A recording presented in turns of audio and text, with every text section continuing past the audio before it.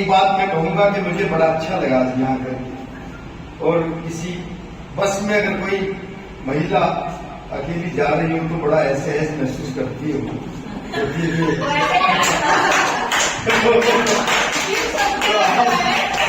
आज मुझे पता लगा कि अल्पसंख्यक क्या होता है, मैं महसूस कर रहा हूँ। और जहाँ तक प्यार प्रेम की बात है, हर विधा में मैंने सबको सुना, बड़ा अच्छा लगा। और कुसुम जी को, प्राची जी को देख रहा हूँ, लगातार सबकी वीडियो बना रही है, तो उससे पता लगता है कि आप कितनी तन्मयता से आप उसको जी रही है कि कविता को। और हास्य की बात की तो बस मैं 4 ही कविता कहूंगा। मैंने प्रेम की भी कई कविताएं सुनी है। मैंने तो जीवन में ऋतु जी एक ही बार प्रेम किया जब मैं कॉलेज में था। एक लड़की ने मुझसे कहा था, मेरे लिए प्रेम की 4 पंक्तियां लिख दोगे? मैंने कहा जी मैं कोशिश करता हूँ, और वो मेरी अंतिम कोशिश थी। उसके बाद वो लड़की कोशिश छोड़ गई। वो पंक्तियां आपको सुना कि मुझे इश्क की ये बीमारी ना होती, मुझे इश्क की ये बीमारी ना होती, तमन्ना कभी पूरी सारी ना होती, और झुलाता तुझे रोज बाहों में अपनी, अगर काश इतनी तू भारी ना होती, अगर काश इतनी तू भारी। ये तो हास्य की बात नहीं कर रहा था, बस एक बात भी मैं कहना चाहता हूँ कि 16 अप्रैल को एक कार्यक्रम हम करते हैं बड़े स्तर पर, जिसमें हम पूरे देश की 11 कवियों को चुनते हैं और उनको 11-11 हजार रुपए की राशि और पुरस्कार हम देते हैं। उसके बिना तो पूर्ण ही नहीं होगा। तो मुझे बड़ा अच्छा लगा।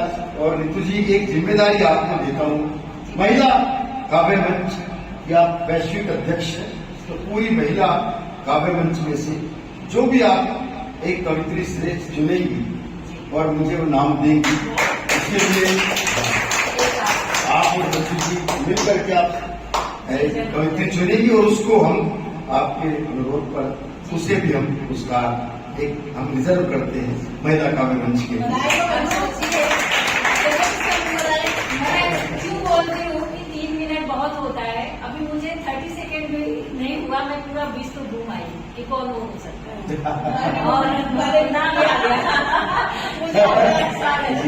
तो मतलब 3 मिनट 2 मिनट बहुत होते हैं जी। तो मैं एक कविता आपको सुनाता हूँ, और वो कविता मैंने लिखी नहीं, वो उतर गई।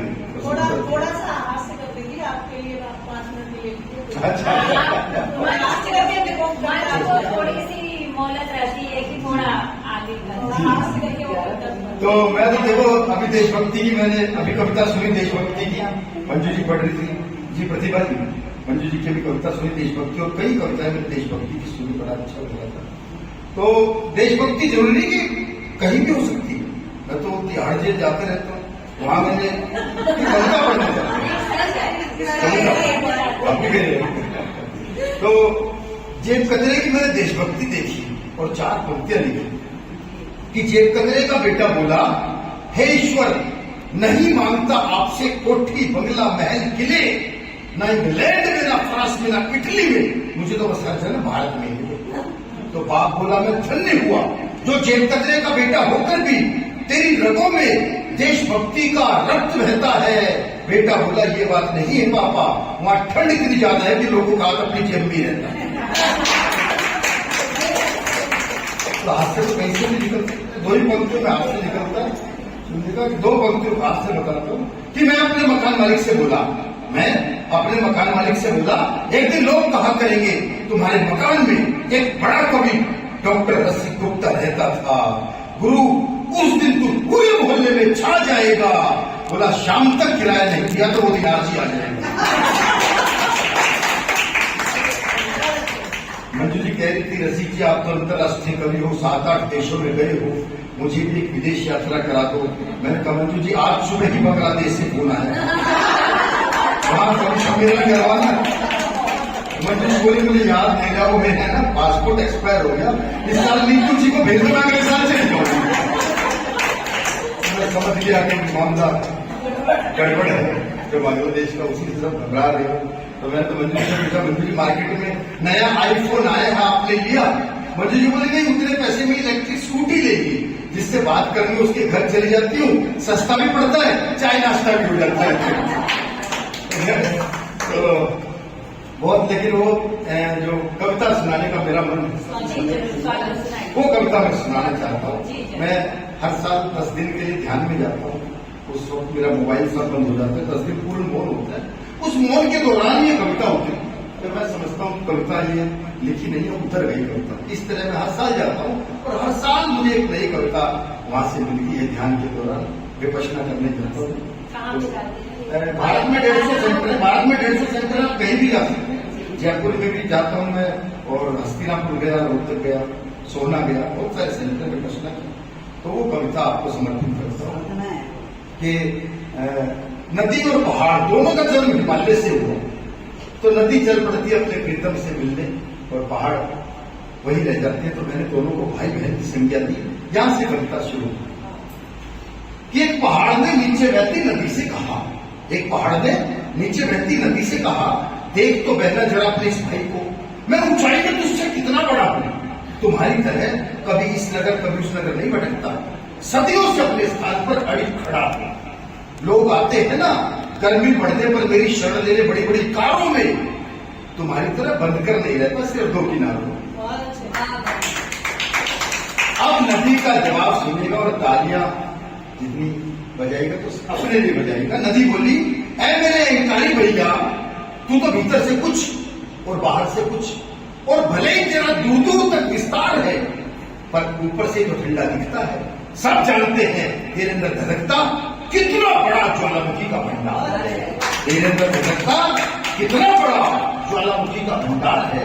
अरे मैं तो भारतीय संस्कृति की आस्थाओं का मंदिर हूँ, क्योंकि जैसा बाहर से दिखती हूँ वैसी ही अंदर हूँ, जैसा बाहर से दिखती हूँ वैसी ही अंदर हूँ। होगा तू ऊंचा और बात करता है बेशक घटाओं से, लेकिन जब कृपा होती है ना मुझ पर किसी शंकर की, तब अवतरित होती हूँ उनकी जगह। और भूल गया वो दिन जब लक्ष्मण मूर्छा पर भगवान राम की आज्ञा पाकर हनुमान जी के दोनों हाथ जुड़ गए थे। अरे गए तो बूटी लेने थे, पर तुम्हें समूचा एक हाथ में उठाकर आकाश में उड़ गए। अरे मैं तो अपनी सिंचाई से किसी मरुभूमि को भी लहराता खेत कर देती हूँ। और आ जाए ना कोई राह में बड़े से बड़ा अहंकारी पत्थर, उसे भी घिस-घिसकर उपयोगी रेत कर देती हूँ, उसे भी घिस-घिसकर उपयोगी रेत कर देती हूँ। मैं मानती हूँ कि पानी के विकल्प के रूप में तालाब है, हैंडपंप है, कुआं है, पर दुनिया की हर बड़ी सभ्यता का जन्म मेरे ही किनारे पर हुआ है। और दुनिया की हर बड़ी सभ्यता का जन्म मेरे ही किनारे पर हुआ है। और होता है ना संगम जब हम 2 बहनों का, तो दोनों साथ चल पड़ती है एक ही धारा में, और यही हमारा संस्कार है। और देख तो जरा खुद से सटे किसी पर्वत को, तुम दोनों भाइयों के बीच में कितनी गहरी दरार है, कितनी गहरी दरार है। और सुन, एक साधारण सा पर्वतारोही भी तेरे बड़े होने की घमंड को उखाड़ देता है जब वो तेरी ही छाती पर पैर रखता हुआ तेरी शीर्ष चोटी पर भारत मां का तिरंगा गाड़ देता है। भारत मां का तिरंगा गाड़ देता है। प्राचीन समय से ही मल्लाहों द्वारा पथिकों को दरिया पार करा आय का अर्जन होता है। और पंचतत्व में विलीन हो जाता है जब कोई शरीर, तो मुझमें ही उसकी अस्थियों का विसर्जन होता है, तो मुझमें ही उसकी अस्थियों का विसर्जन होता है। और उठती हूं ना जब ऊपर, तो बाढ़ में भागकर लाई गाद से खेतों में सोना भरती हूँ, और गिरती हूं ना नीचे जब किसी बांध से, तो बिजली बनकर लाखों घरों को रोशन करती हूँ, तो बिजली बनकर लाखों घरों को रोशन करती हूँ। और इस प्रकार अपना फर्ज पूरा करते करते अंत में सोचकर कि मेरा धरती पे आना सार्थक हुआ, मारे खुशी के खिल जाती हूँ। और सागर अपने खारे पानी की वजह से कहीं प्यासा ना हो, शेष पानी लेकर उसी में मिल जाती है, उसी में मिल जाती है। और चाहती हूँ कि हजारों लाखों जन्म लेकर सागर के पानी को इतना मीठा, इतना मीठा कर दूं कि जब कभी दोबारा समुद्र मंथन हो तो उसमें से सिर्फ अमृत ही अमृत निकले, सिर्फ अमृत ही अमृत निकले। जो पिए अमर हो जाए, मरना ना पड़े, और मेरे धारक शंकर को फिर कभी विषपान करना ना पड़े, और मेरे धारक शंकर को फिर कभी विषपान करना ना पड़े।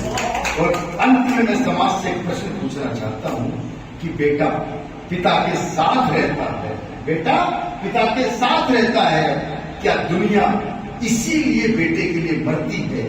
जबकि सच्चाई तो ये है कि बेटी नदी की तरह दूर, बहुत दूर जाकर भी पिता का नाम रोशन करती है, पिता का नाम रोशन करती है, पिता का नाम।